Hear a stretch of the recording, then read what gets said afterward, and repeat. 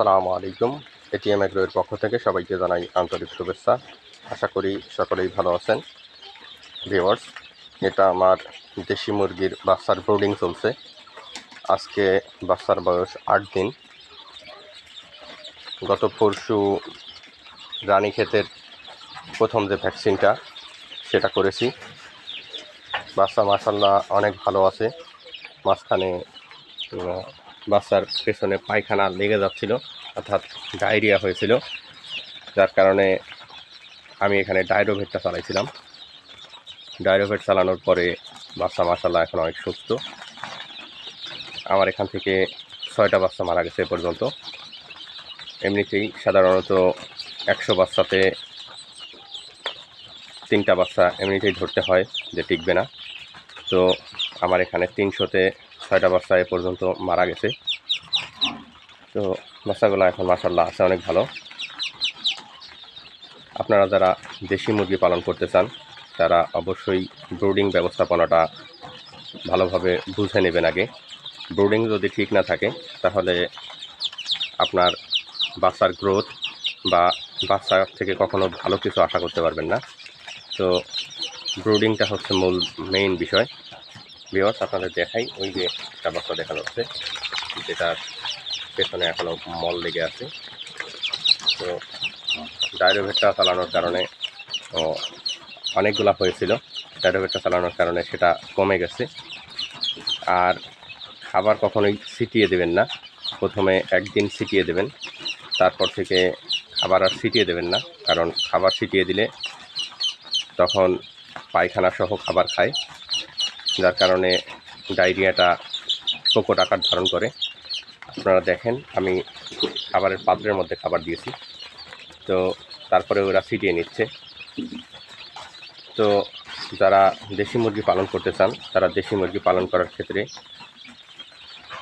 বেশ কিছু জিনিস লক্ষ্য রাখবেন, যেগুলো জিনিস লক্ষ্য রাখলে আপনি কখনোই লসের সম্মুখীন হবেন না। দেশি মুরগিতে সাধারণত লস হয় না, সেটা আমি পালন করে বুঝতে পারছি যে দেশি মুরগিতে কখনোই লস হওয়া সম্ভব নয়। হয়তো অনেক সময় দেখা যায় যে বেশি লাভ হয় না, তো সেটা নিজের ভুলের কারণেই। আমি যেমন প্রথমবারে ভুল করেছিলাম, এখানে আমি ঘরের মধ্যে আবদ্ধ অবস্থায় রেখেছিলাম।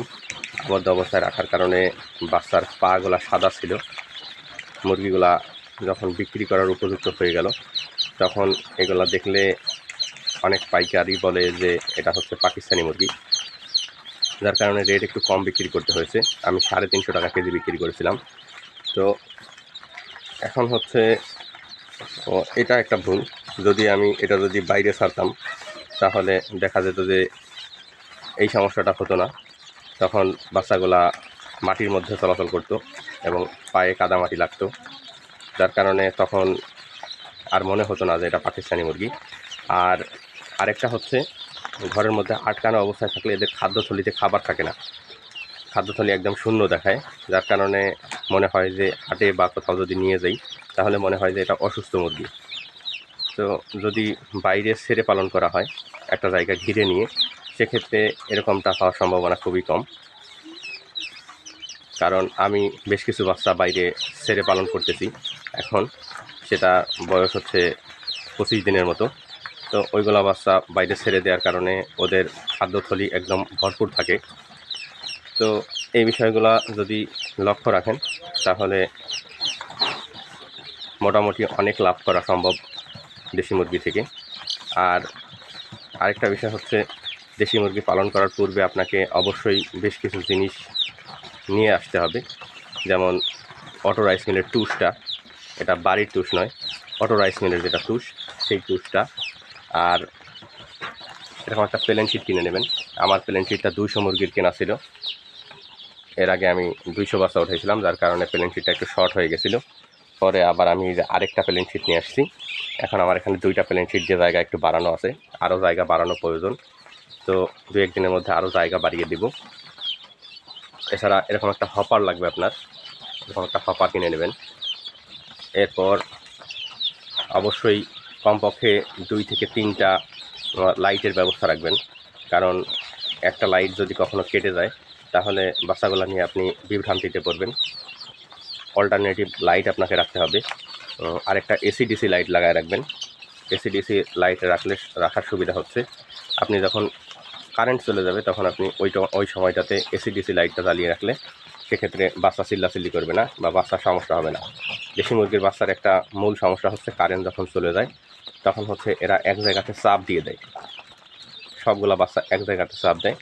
এক জায়গাতে চাপ দেওয়ার কারণে অনেক সময় দেখা যায় যে নিচে যে বাচ্চাগুলো পড়ে বাচ্চাগুলো মারা যেতে পারে।